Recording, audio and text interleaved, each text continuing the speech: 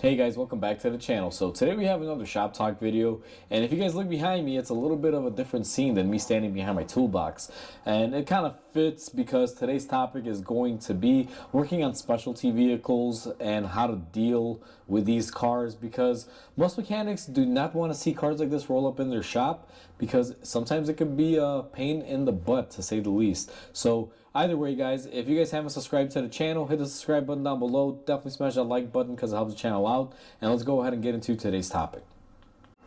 So just like I mentioned in the intro, today's topic is going to be specialty vehicles. Now I feel I need to define what I mean by that. A specialty vehicle that I'm referring to in this video is going to be a car that is a higher end car, or something that's like a limited edition, or a car that you don't typically see on the road every day. Like the car I showed you guys in the intro, that's a CLS 55 AMG. They only made them for 1 year only, and there's not that many of them out there. So they're pretty rare cars, and these owners are very critical of their vehicles and who works on them.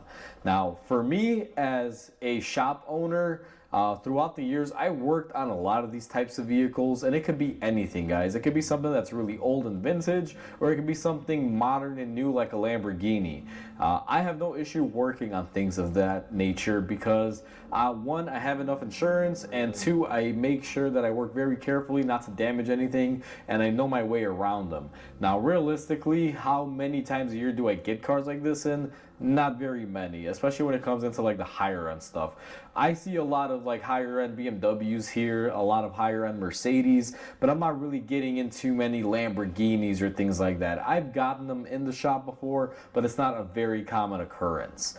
Mainly I get the higher end, more, I guess you can say, common brands like Mercedes, BMW, Audi, things of that nature. Those types of vehicles.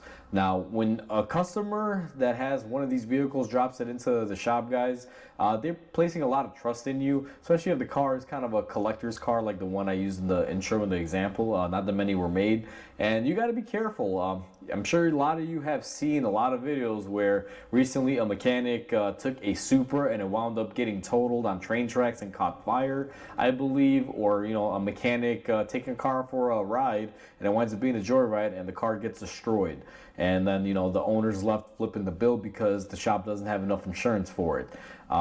The reason why I work on them is because I have the insurance and I have the moral integrity not to screw around with these cars. If a customer brings me these cars, I'm treating them just like any other car out there, with the exception of being a little bit extra careful to make sure that I don't, let's say, get the car dirty, or possibly leave a scratch anywhere. And I'm not saying that I let other cars get dirty and get scratches, but you just got to be a little bit more meticulous. That's kind of the best way to put it.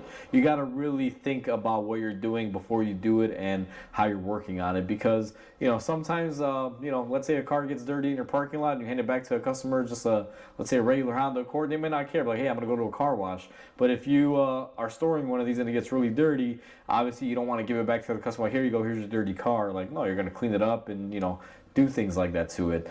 So I pay a little bit more special attention to these. Plus, you got to be even more careful because they usually have accessories like wheels and tires. Sometimes they have interior packages that have custom interiors, and you want to be careful not to dirty them up and things of that nature. And even the engines, you got to work a little bit more carefully because parts are more delicate and more expensive. So it comes with a lot of things. Now, I work on them. I have no issues. Like I said, I have the insurance. I have the integrity that I am not going to get into this car and beat it up and drive it like a complete idiot. To be honest with you, if I can avoid driving them, I usually do, because I don't want to deal with the headache. So unless I really absolutely have to take it out for a test drive or leave the shop with it, I'm very careful, and I'm not beating on the car like a lot of mechanics will do. They'll go for a road test and it just winds up being a drag race or something. They're just beating up on the car. So you got to be careful with them. As far as working on them, guys, they're not really that different. Yeah, things are a little bit more specialized. Parts can take a little bit longer depending on what you're working on and things of that nature. But overall, it's just a car.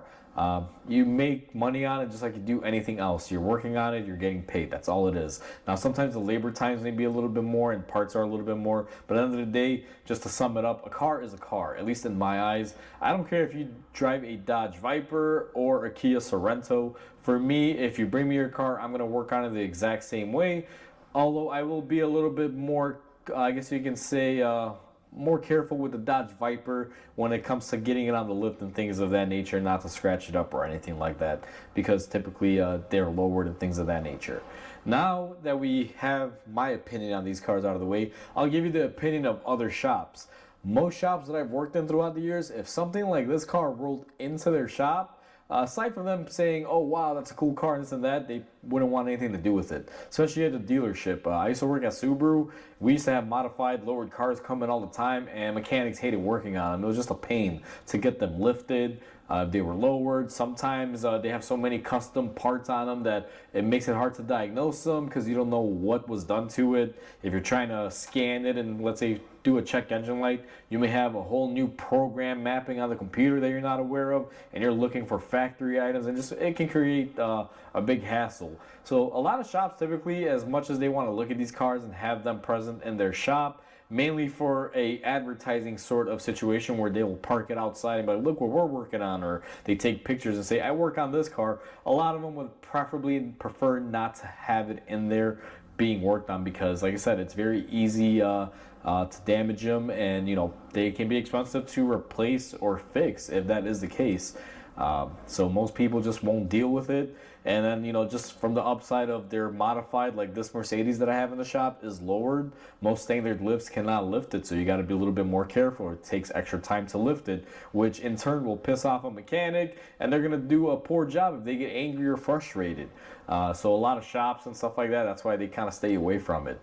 Now, like I said, not everyone is the same way. Some places will work on them. They don't have an issue. I am one of those places, but some places are very adamant. I remember I worked at a private shop that if you brought anything that was lowered or had really nice rims on it or anything, you automatically were disqualified. The owner would just say, hey, I apologize. We can't work on it just because of this or that. And, you know, he just didn't want to get into it at all. And, you know, you can't blame them. But at the same time, there's a lot of these cars out there that need a reliable mechanic that is at a good price point for these people to work on their cars. And, you know, there's a lot of them out there, because as cars get older, something like the CLS, even though it is a rarity, it's not quite a classic just yet, and it's getting up there, which means that they aren't being traded at the Mecum auctions going for, you know, $150,000 or anything like that. So right now, it's just regular folks that own them, and they keep up with them for that one day it being a classic car, and maybe, you know, it'll be a winning ticket for them, or they just love the car so much that they really want to take care of it. And, you know, that's just the scenario that these cars go through. So for the meantime, I work on them because I realize that it is a market that's kind of niche that a lot of places don't want to get into. And I don't mind getting into this market and working on these types of cars, simply because, one, you get to make a customer this way, and you will be able to, you know, take your time, and, you know, obviously sometimes it's a little bit more money in working on them.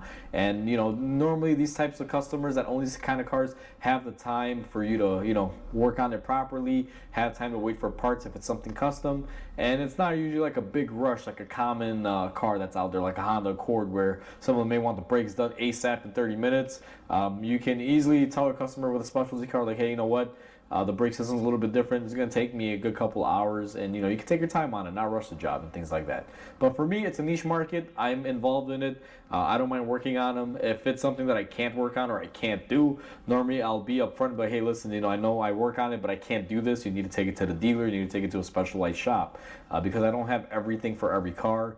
And sometimes you do need some specialty tools to work on these things. And if I don't have it, or if the job is way over my head, I have no issue saying, hey, I can't, or, you know, give an appropriate response depending on the scenario.